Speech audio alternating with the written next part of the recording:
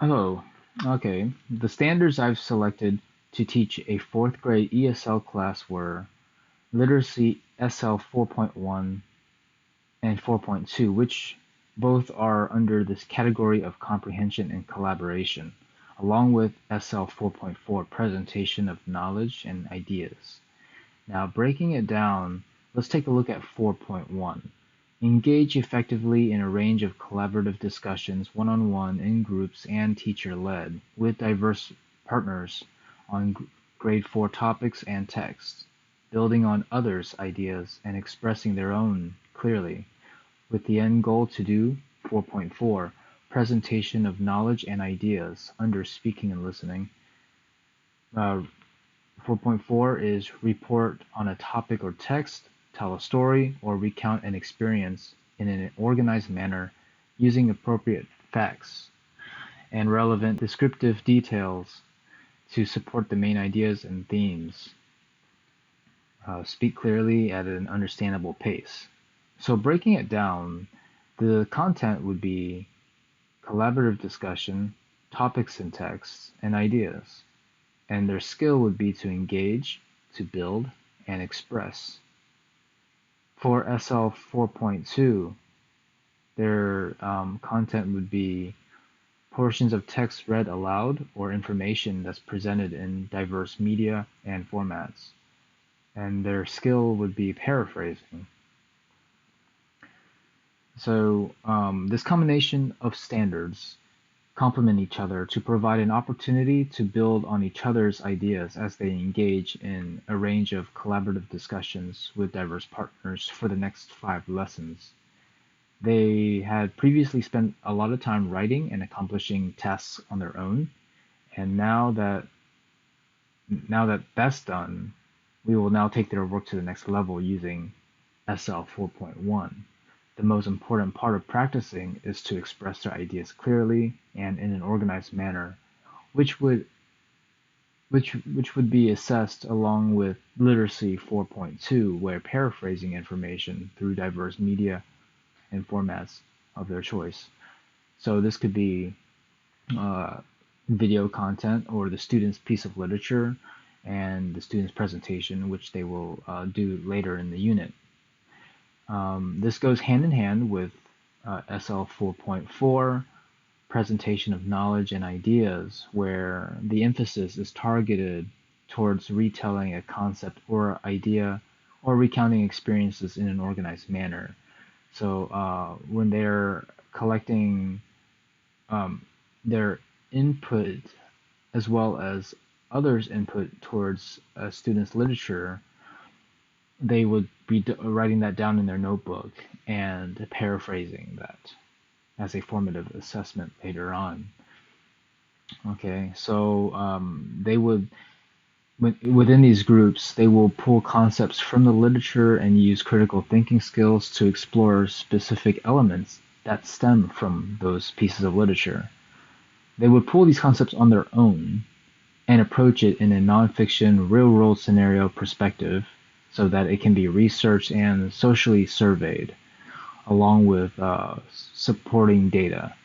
So, um, which would also be used for the project later on as well. Okay, so note, you know, why didn't I use literacy RL 4.1 if I'm talking about picking out themes or main ideas, right? And the description is to determine a theme of a story, drama, or poem from details of a text and to summarize the text. I didn't use this because we touch on this superficially, with the goal really is to create their own concept, idea, or theme. And the way I designed this unit, or the 5 days, would be to practice it, to practice pulling those pieces out gradually, and it's like a guided discovery sort of approach. So let's take a look at day 1 to 3. The first 3 days, as a pre-assessment, the students would be instructed to paraphrase a written literature. The literature could be a descriptive writing assignment or a project that they had previously completed, or we can use a short story that I would pick for this exercise.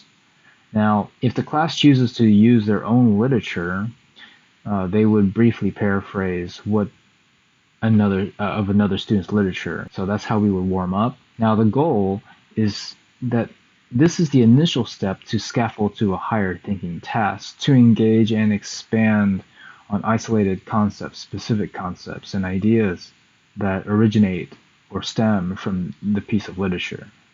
Now, let's move on to the activity. 4 groups at a time. There would be a student's piece of literature up for discussion per group. The first task is to know and understand the piece of literature. Building on others' ideas, as discussed in that group, they would express opinions and first-person perspectives of what that situation would be like if they were in that situation, or what they would do differently. So in Bloom's taxonomy, this would be the lowest level, 1 and 2. The second task would be to target specific concepts that they could explore and focus on. There's also the special needs and ELL students. Now, they would have the accommodation of sticky notes to jot down ideas that cross their mind and to show it to the group and orally collaborate these ideas.